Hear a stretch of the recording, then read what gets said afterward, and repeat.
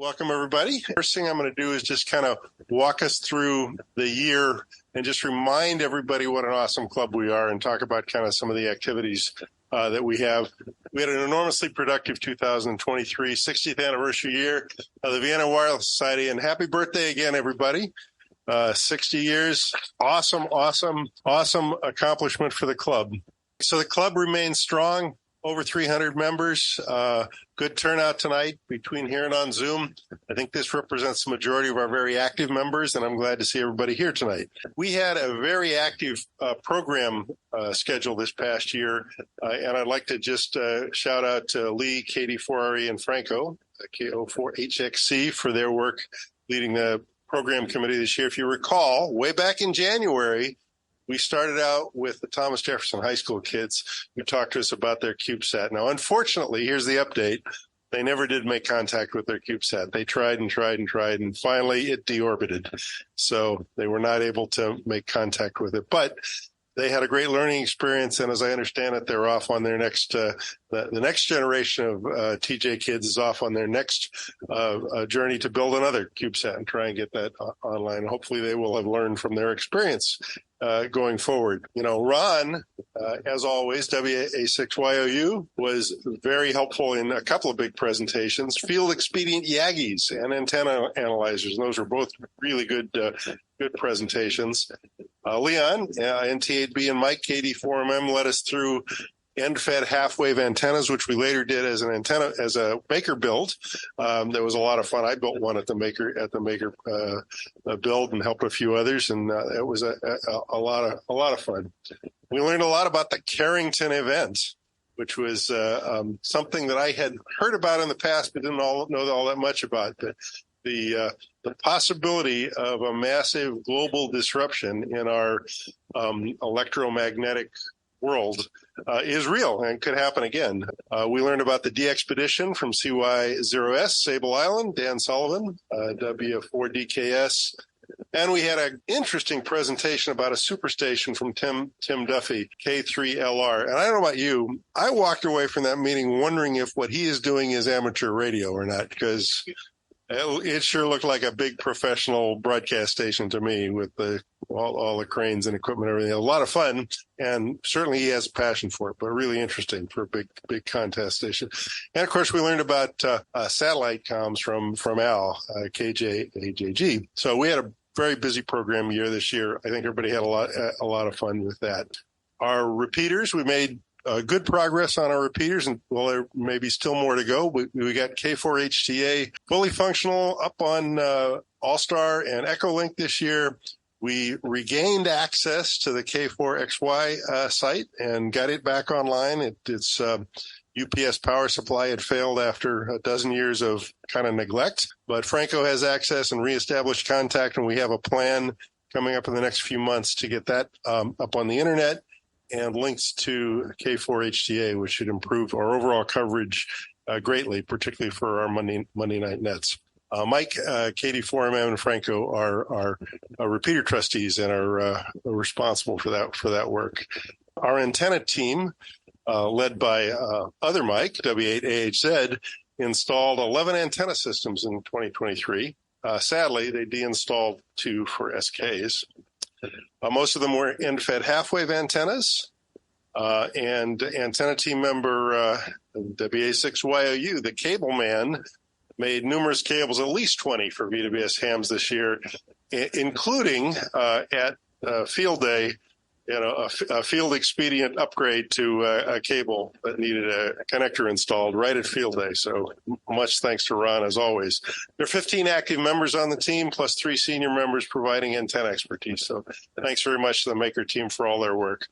Our Makers group was active this year. We built direct conversion receivers. We did the end-fed half-wave antenna build, and here's a preview of what you're going to see in a few minutes. We have a 100-watt SWR and power meter build-a-thon planned for December 2nd. Mark your calendar. I'll talk about that at the end of the meeting. We had operating events throughout the year, the North American QSO Party, SSB, CW, and RIDI events. Again, thanks to Mike AHZ for coordinating, and thanks for all the hosts of those events. A lot of activity, a lot of contacts, a lot of people. Got on HF for the first time, got on RTTY and digital modes for the first time, and even made CW contacts for the first time. We were a very service-oriented club in 2023. We helped, after our experience with TJ last year, where we helped them get 36 technician licenses. A number of us worked with them and helped them build direct conversion receivers with their club. We supported the Boy Scouts and their successful attempt to have a contact with the International Space Station. We supported town events in the city of Vienna, 4th of July, Halloween parade. We've got the upcoming Turkey Trot. We supported the Vienna American Legion Post 180 Fun Run, and of course the Marine Corps Marathon just this past weekend. So very busy club service. If you are bored in amateur radio, you're not paying attention, because we got something going on all the time. Winterfest, we had our new venue this year at Oakton High School, very successful. Made plenty of money, had lots of happy vendors and attendees, just all around good. And we've already got the plans in place and the reservation. And I think everybody saw the call for volunteers that went out earlier this week for next year. So we're rolling into next year already with the Winterfest plans. We had 2 field days. We had the Winter Field Day at the Scout building in Falls Church, and Summer Field Day back at Burke Lake Park. As good as ever, and maybe best since I've been in a club, which is only a few years. But we had all kind of new radios and new antennas at this field day, and that was a big part of kind of our operating plan for the year, was to upgrade our radio equipment for field day. We got 3 new transceivers, FTDX10s. We got Buddy Hex antennas. We got they're all nicely packaged in kind of to-go boxes, pop-up antennas. I used one of them at the NAQP SSB event, and it went really, really well. So we're well positioned for operating events in the future, and we got a nice refresh. In order to accommodate that, we had to offload some of our older equipment, and some of our sales at Winterfest were related to that, and we continue to sell off equipment out of our excess inventory, and that kind of leads to another operating activity that occurred over the course of the year. Is we've made good steps towards reducing our need for storage locker space. We currently have 2 storage lockers, one for kind of our gear and one for our SK consignment gear.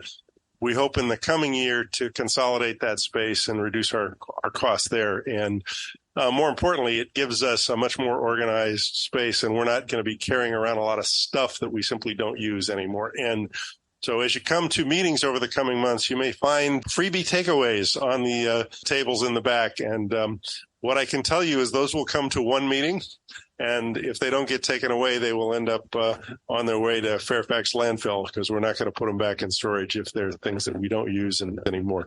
So that was a good progress this year. We had 2 picnics. We had our spring picnic with QRP to the Field, which is a fun event for those that are QRPers and just for those that love picnics.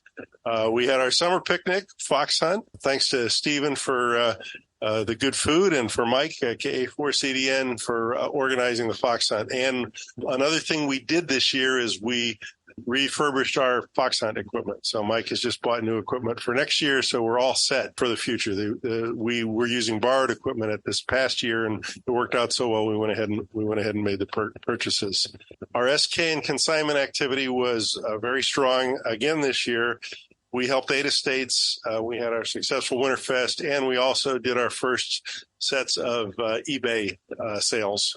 So Scott, KD4 EBL, Lee, KD4RE, and our not equipment manager, Don, KM4UDX, was very helpful in that.